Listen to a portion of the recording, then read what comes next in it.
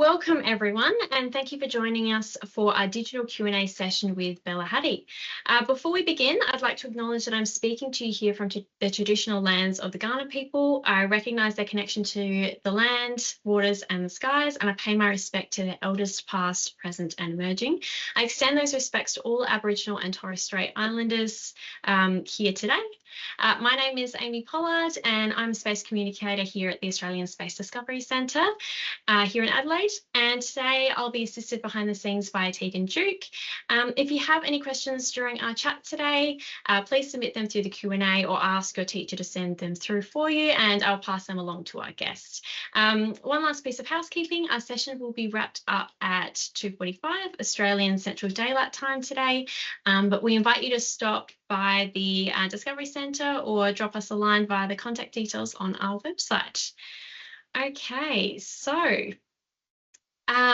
today our space guest is Bella Hatty, joining us from, where are you joining us from Ghana. today? And what have you been doing there? Thanks, Amy. I'm joining from Ghana country in Adelaide. So just dialing in from the KBR office that we've got in the city. Nice. Awesome to have you. Great. Awesome. Wow, would you mind telling us a little bit about yourself, about your career thus far? We'd love to hear about it. Yes, absolutely. Thanks, Amy. And yeah, thanks again for having me, guys. Really excited to be here and tell you a little bit about what I do and a bit of my background as well. So I guess to sort of dial it all the way back to the start, I went to university in Canberra at ANU. Over there I did a major in astrophysics and maths. I also did a little minor in Japanese, so I sort of tossed up the maths with a little bit of language studies as well, which was good, kept it interesting. While I was at uni, I was a swimming instructor, so I did that all the way through my studies, and then from there I went on to teach snow skiing as well in Japan for a short time. So I was teaching Japanese children to ski. So that was a fun time in my life as well. So from there, I graduated and went into doing some research. So I did a bit of stuff on supermoons at ANU, and then I sort of started moving into the more space situational awareness, space domain awareness field, looking into on-orbit servicing and how those sorts of operations happen in space. From there, I graduated with that degree and then went into technology consulting with a company called Centaur. So I was doing that for about a year before joining the space agency as a space monitoring officer. So there I was with the agency just upstairs from you guys at the ASDC for the last 3 years or so. And I was part of the Civil Space Monitoring Pathfinder team. So we were basically working to, figure out an Australian government approach to space traffic management and space monitoring. So more the civil side of space domain awareness. So yeah, I was doing sort of, that's where I got, the big chunk of my operations experience working with the space agency and one space surveillance unit next door as well. And then from there, I'm actually currently doing my master's by research with Curtin University. So I guess my biggest interest sits in space debris reentry analysis. So I'm sure everyone on the call may have seen the YouTube videos that went out over the last couple of years with space debris falling on land, I guess, in Australia, and it's terrifying, but it's also really beautiful. So it's a really interesting problem to analyze, and we've got some pretty awesome sensors in Australia to track those. So yeah, busy doing studies and at the same time working here at KBR as an orbital analyst. So I've been with KBR since December last year, so relatively new, but just loving it so far. Oh, awesome. Thank you so much for sharing all of that. Sounds like you've had a very busy career doing lots of different and very interesting things. I have lots of questions for you about all of that. Firstly, what does an orbital analyst do, and what kind of led you into that position? Yeah, great question, Amy. So I think an orbital analyst, it depends on, I guess, the type of provider that you might be working for. So for me, KBR is a data fusion provider. So basically we have systems that collect a bunch of space situational awareness data from ground and space-based sensors like radar, telescopes, star trackers as well, passive radio frequency sensors as well. We pull all of that data into our systems. We apply a bunch of corrections on top of them to sort of make sure the data is looking good. And then from there, we can fuse it all together to essentially generate a unified picture of what could be going on in terms of a type of space event. So our systems are sort of built to do that. And then it's my job to analyze that picture, make certain predictions around what could be going on. And then finally, I guess the important piece is reporting on them. So, reporting on possible intent and those sorts of things.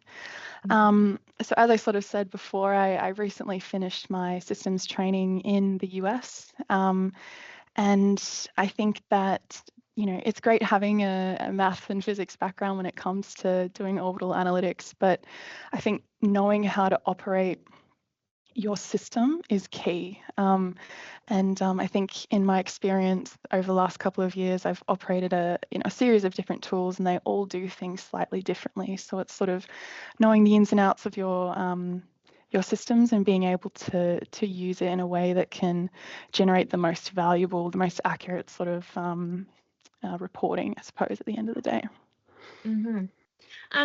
So for someone who's perhaps interested in going into a similar career as you were saying just then that operating those systems was like one of the most important skills that you found. Is there anything that can help you kind of prepare for a job like that, or is that something that you really learn on the job? Yeah, really, it's a really good question. I think the first piece there might be that there is a bunch of data that is publicly available that you can sort of find online, and it's really good data as well. Like, for example, you've got Space Track, which is a really nice catalog of all space objects in orbit. And I think my advice there would be sort of actively pursuing those types of data and even generate, like, playing around with some hobby projects or actively pursuing a certain course that could sort of relate to space operations is really good as well.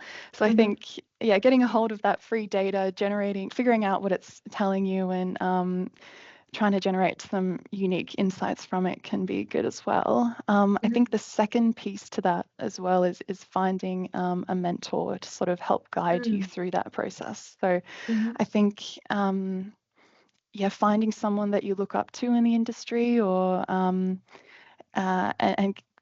chatting with them, and sort of coming to them with maybe some of your own analytics or insight that you've come to from working with that data, and getting their advice as well, and their guidance on where to take it to next can be a pretty good thing to do.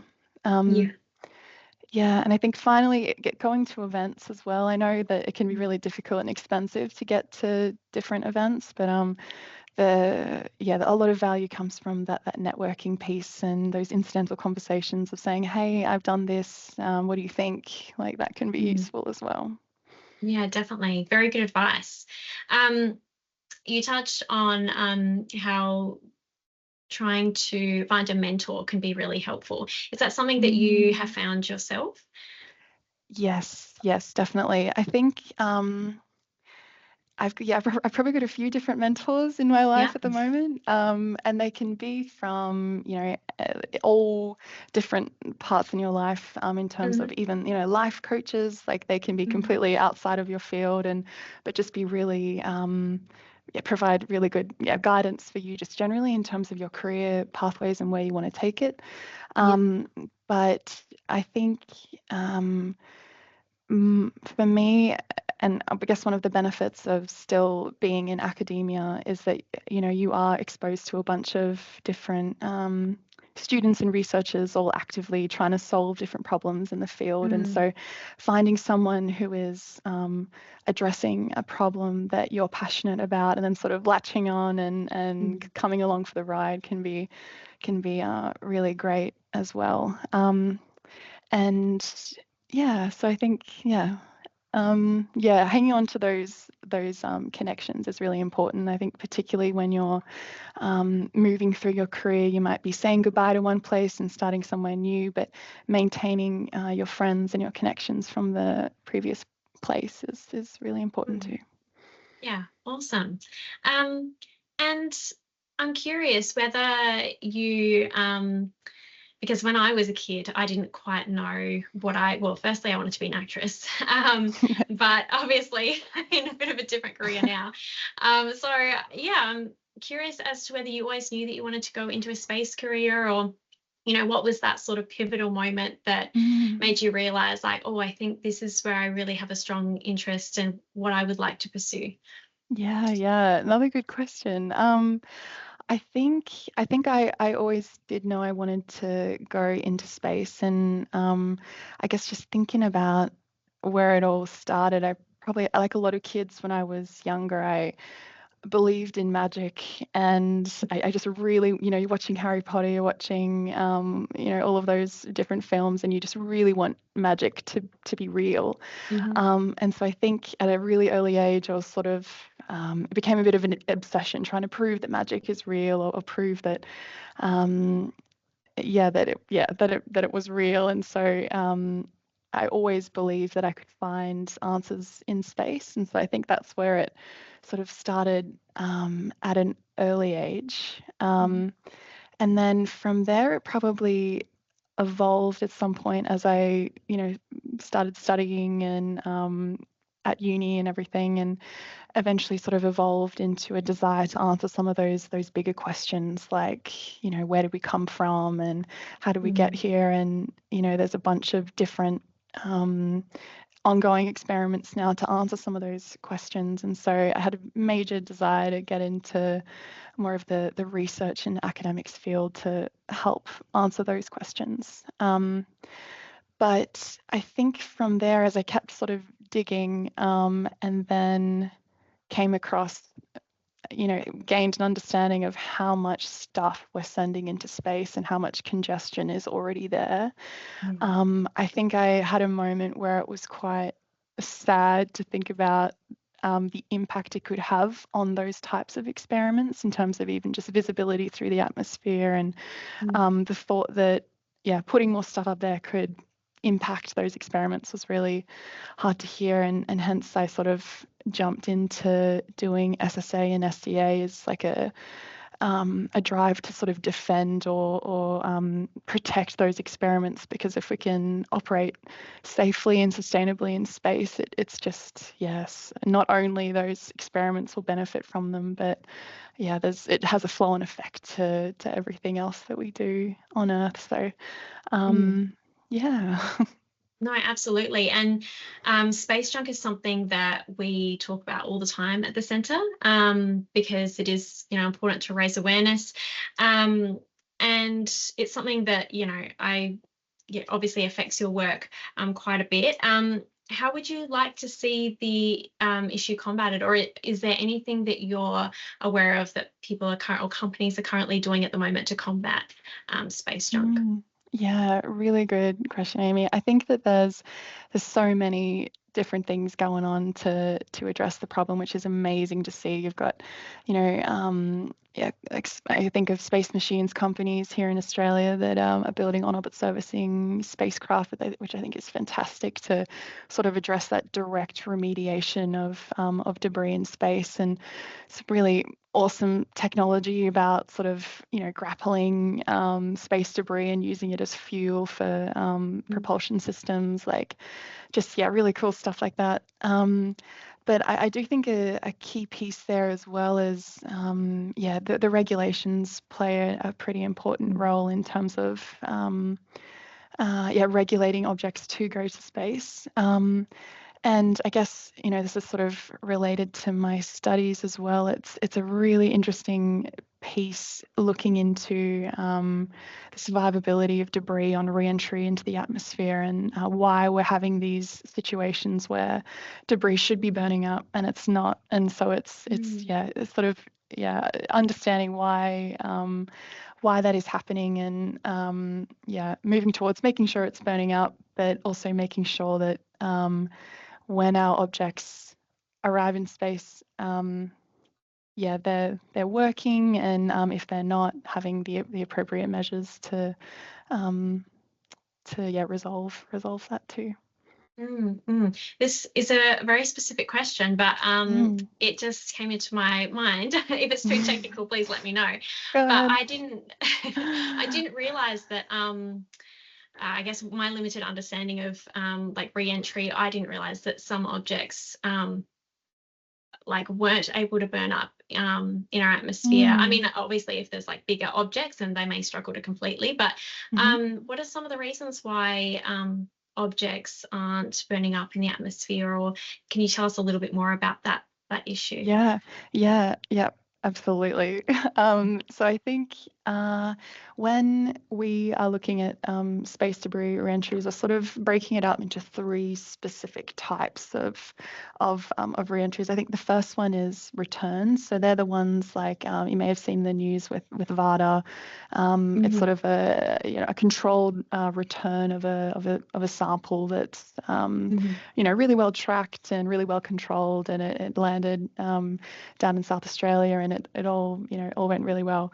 I think the second case is what we call scheduled debris. So that's debris that doesn't go orbital, it stays suborbital, but it's the result of a launch vehicle dropping a rocket stage. So usually we have what we call notice to air missions, which is sort of like an exclusion zone where the rocket stage is supposed to land within a certain window of time. That debris we know it. It's sort of hard to say whether or not it burns up, given that it does have a closure area. It's there would be pieces sort of surviving to the ground. And so, that's a sort of a separate problem to the final type of re-entry, which is our unscheduled debris. So they're sort of the rocket stages and larger spacecraft, even like Starlinks, that re-enter the atmosphere completely uncontrolled. It's really, really difficult to predict any form of precise location and time where they could be hitting the ground. So currently a lot of different people go off of the space track definition of what's survivable, and I think the thresholds are if it has historic survivability, and if it's larger than it's like 1 meter squared in terms of surface area. The idea is that it will impact the ground. So I think if it's above a certain threshold in terms of size, it will survive. But then there's other really interesting factors, like, for example, just the shape of the object. Like if it's got fins, for example, that can sort of stabilize the object, and it won't be ablating as it maybe was modeled to, and so it can sort of resist any major heat and also impact the ground. And I think, again, the atmosphere as well is so variable all over the globe. And so wherever an object might be re-entering, like if it's, for example, during a period of high space weather and you've got, the atmosphere is, again, behaving differently, you can, re-entries can sort of be affected by that as well. So it's a really complex problem. Yeah.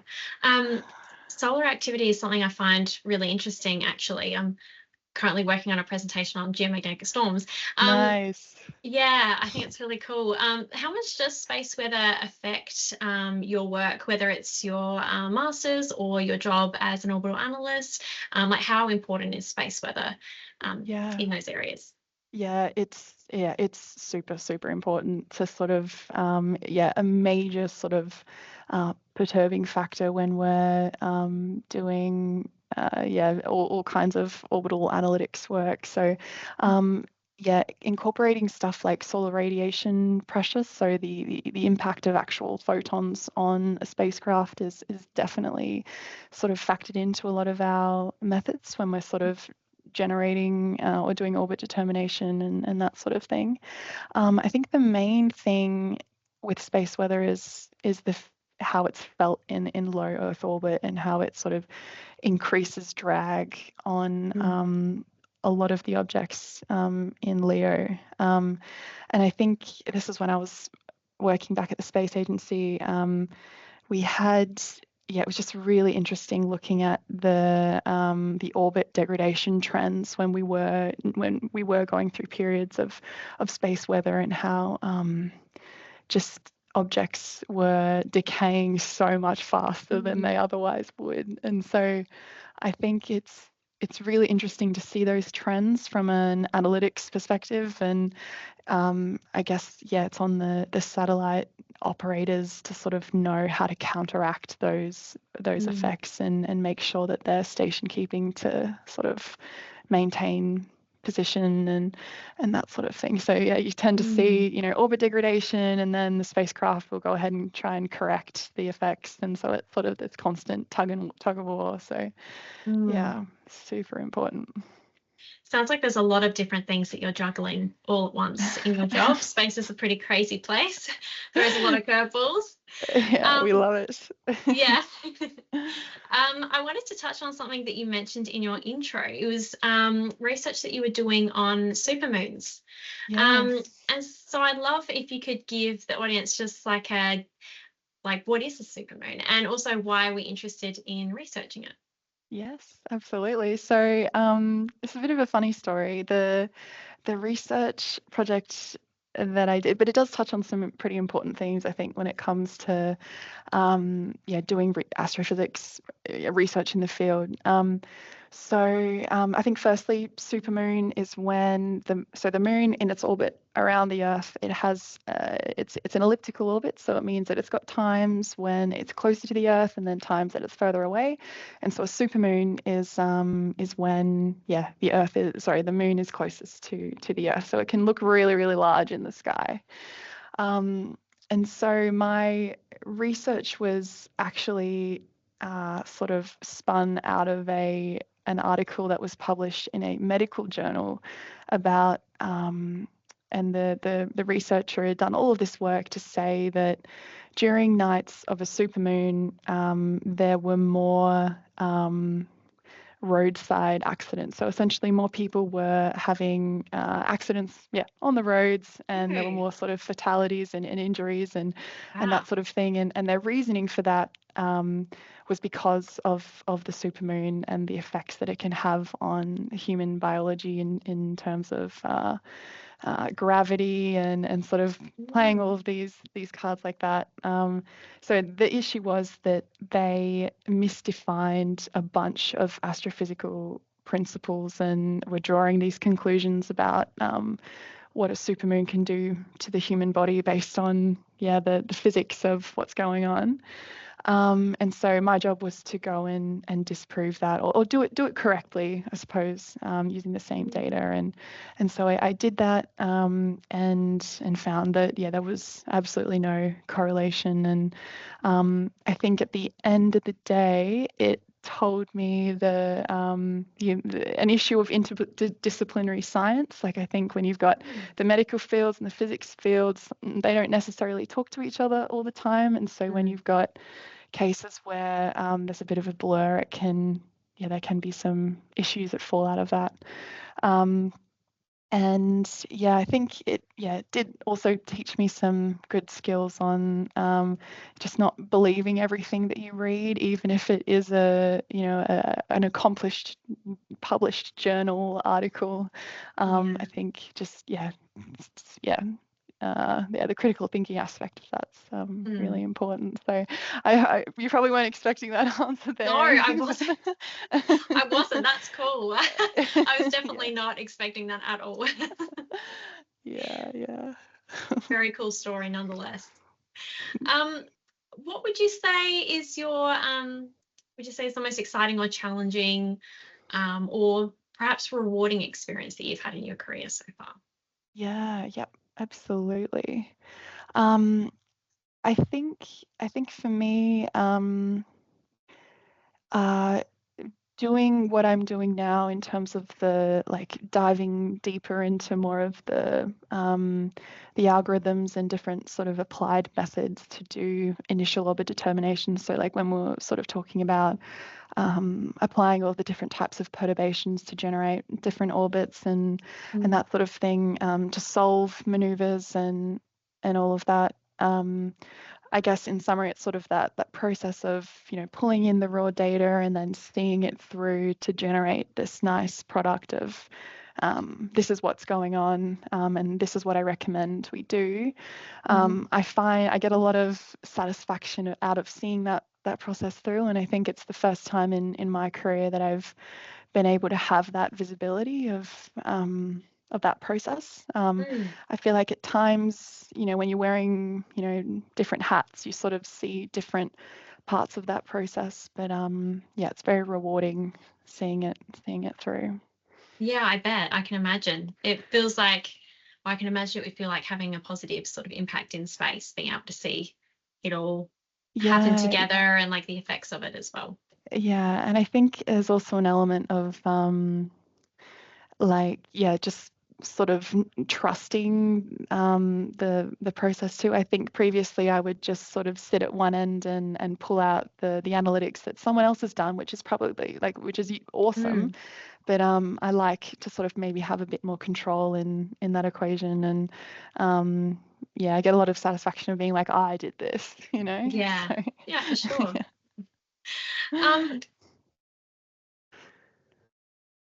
Want to go into a similar career that you have or that you're in at the moment, what advice would you give to them, whether they're like a kid or more of an adult? Because sometimes some people go into their career a bit later in life. What would you recommend? Yeah, absolutely. So, Amy, I think I missed the first part of that, but it was just Oh, for sorry. someone wanting to get into the field, or Yeah, someone wanting to go into like a similar field to you, what advice would you give them? Whether yeah, they're a kid that's at school or maybe someone a bit later in their life. yeah, yeah, absolutely. I think it could be flowing on from what we were talking about earlier as well, which is getting or playing, having a look what's out there in terms of data that's freely available, and reading up as much as you can, staying sort of on top of different events in the news, like for example with the space debris reentries that we had over the last couple of years, and almost just following the rabbit hole of trying to figure out what's going on, because there is just a lot of info that's out there, and again coming back to that piece of finding a mentor. But I think it's actively pursuing a course in the field is really useful, and I think that can really give you a foot in the door in terms of meeting different people and finding a mentor, and going from there as well. And I also think finally, it's in terms of sort of maybe personal attributes or skills as well, I think an important orbital analytics work is you have to be quite stubborn in terms of wanting to solve the problem that you're looking at. So I think when you're just going about your day-to-day, whether it's at school solving a maths problem or at uni and sort of thing. It's being able to identify when you really don't understand something and not letting it slide. It's about sort of going back over it, thinking about it differently, getting a different perspective on how to solve it, and being quite holding the line on trying to solve those problems. And I think that those sorts of skills can really flow down later on when you can get into a course and then find a mentor and that sort of thing. It's sort of transferable skills, I guess. So persistence is the key. Yes. Yeah. Yeah, I love that. This is a bit of an out there question, but I just love to get different people's opinions on this. So what do you think our chance of finding life, probably like microbial life or intelligent life, whatever opinion you want to share, on another planet or moon in the next few decades? Or when would you hope for this to happen, if you do hope for it to happen? Yeah, absolutely. No, I absolutely hope for it to happen. And for those in the audience, Amy and I did talk about this briefly before the call. So it's a really, really interesting question. And I think that where I stand on that one is I'm just surprised that we haven't found it yet. So I guess it's just definitely a matter of time as the various experiments are ongoing until we do get some form of confirmation. And I've never sort of worked directly or done much study into the field directly, but I do find I guess the habitable zones and all of that in terms of that Goldilocks sort of location from a sun or a star in a given solar system, and I guess just that there's a lot of those, and surely we'll be finding some life in the future. But yeah, it's very exciting. I hope it's soon. Me too. I think they say something like there is just more stars in our galaxy than there are grains of sand on Earth, which is just crazy. So it's got to happen surely soon. Yeah, absolutely. And what would you hope to see happen in space in your lifetime, other than life on other planets? Yeah, absolutely. I think, and I talked briefly to this earlier, but again, coming back to the space debris re-entry analysis work and what's going on in Australia in terms of that field, I think, for example, when we're looking at doing orbital analytics of objects in space, so above that 200 kilometer altitude limit, it's we're getting a bunch of observations of objects there, but then we've sort of got this sort of black box sub 200 kilometers, and it's really difficult to model model trajectories going through that sub 200 region. But and so we're sort of in Australia looking to alternative sensors to I guess fill in that gap, and sensors like seismic sensors that detect earthquakes in country. So we've got a really nice national network of seismometers that researchers at Curtin University have had signatures pop up that correlate to space debris impacts on country. And so it's sort of trying to figure out what that data is telling us, combined with rain radars as well. So we've got a national network of radar that is telling us when we're getting rain and thunderstorms and all of that. And again, Curtin have shown correlations with signatures from radar against re-entry events as well. And so we've got all of these sort of chance detections using sensors that we've already got that are being used for other things, but again can be transferred to re-entries. And then on top of that, we've got Himawari 9, which is an Earth observation satellite operated by Japan that sits really nicely above Australia. It's got a really nice sensor on it that has again picked up sort of heat signatures of re-entries over country as well. So I would love to see an Australia or a place where we've managed to fuse the data from all of these different types of alternative sensors to have like this national space debris re-entry network, and to just we get I think we're certainly on a path to getting there. Yeah, great. That all sounds like very cool stuff. I'm very excited to see it happen in the future. We might actually open Q&A for some questions. I'll just see if we've gotten any. If anyone is wanting to post a question, now would be a great time if you've got any questions for Bella. But I did want to ask you, Bella, do you think you would ever go into space? Would you ever be an astronaut or do a little day trip, or would you ever consider it? Yeah, I absolutely would. I think, I think my calling is definitely on Earth doing space situational, space domain awareness work. But I think it would, absolutely be one of those life-changing moments to get up into space and experience that overview effect that a lot of the astronauts talk about. I think it's something that everyone on Earth could benefit from experiencing something like that, and feeling the fragility, I guess, of the Earth and that sort of thing. Yeah, I think I feel similar. Like, I don't know if I could stay up there for very long.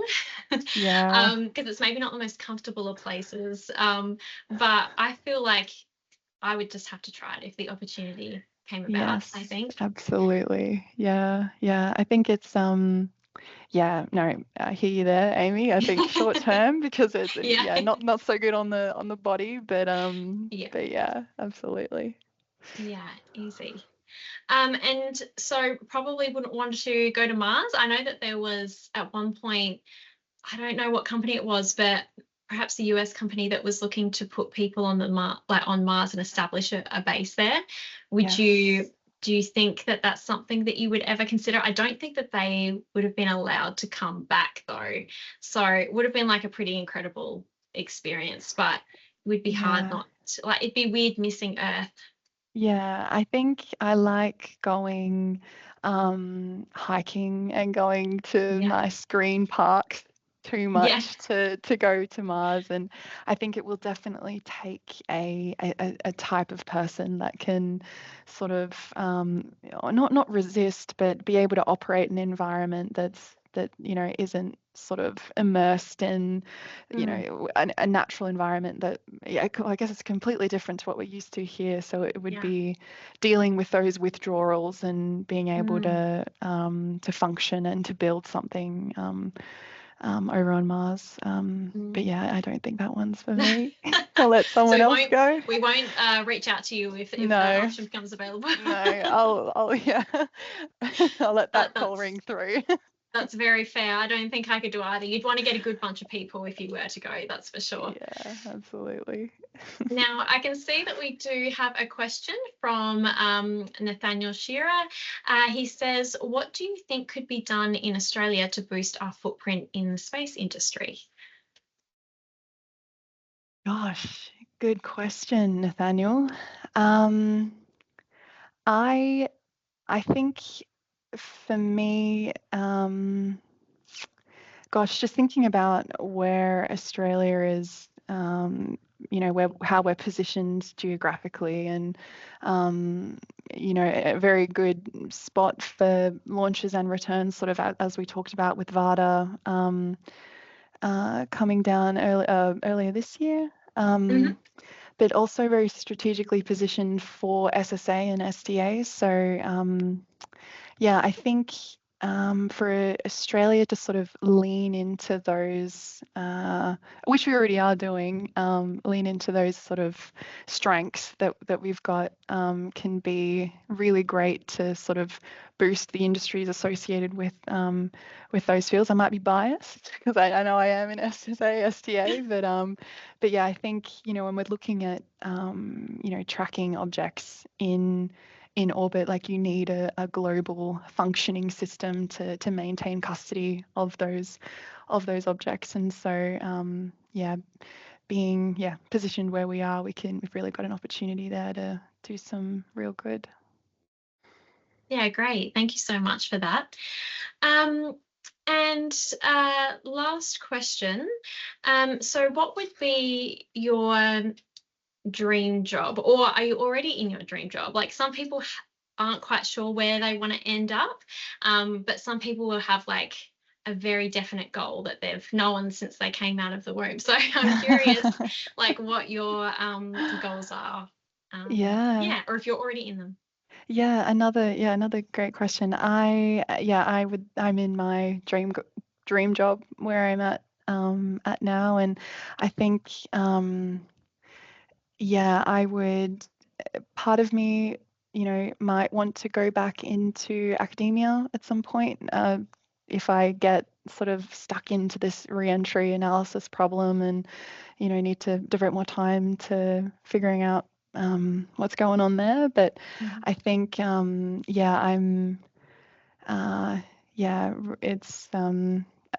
I would say I'm there for me right now.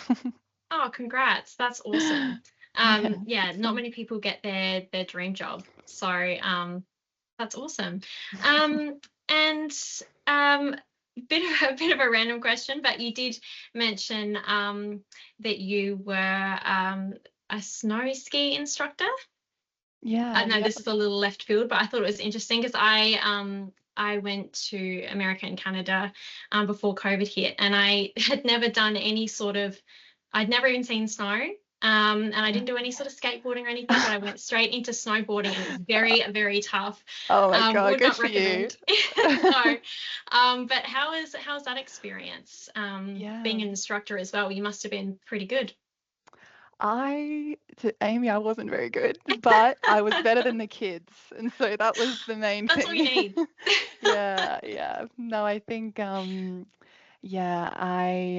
definitely bluffed my way into that job a little bit, but again, I feel like we weren't doing anything crazy over in Japan, and so I could definitely do the basics of skiing, but I think they were more sort of the camp, I guess, I was working at was more to expose the kids to English, so speaking English with the kids, but also giving them a bit of like sort of a safety net, being able to speak Japanese as well if they got homesick or got sort of just upset for any reason and couldn't express themselves in English. You could sort of address those sorts of situations too. So I guess my language skills got me in, not my skiing skills.